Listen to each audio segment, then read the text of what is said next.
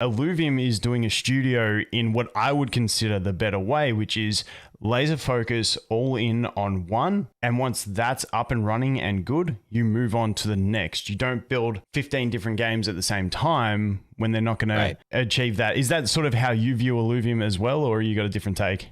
The way that I understand Illuvium is today we need to make sure we deliver on this sort of inaugural first, what insert word to mean the first product you launch.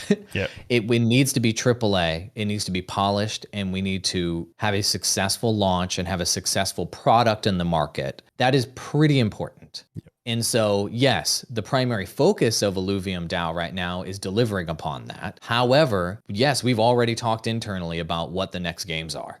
Yep. So we are a studio who is going to be launching games, plural. But I don't want to talk about that too much because people will be like, well, hold on, weren't you supposed to launch this back in blah, blah, blah date? Yeah. So why are you talking about these other games? Yeah. And they might start thinking, well, is that why this one's delayed? Is because you're developing all these other games? And so I don't want to talk about that because I don't want people to think that we've lost focus. Oh, 100%. But as it stands right now, we are plural games already with Illuvium Zero, the mobile game and companion game you can play on desktop. That's its own game. We've got an internal demo we can play right now where we go play that on desktop, and we're playing that game right now.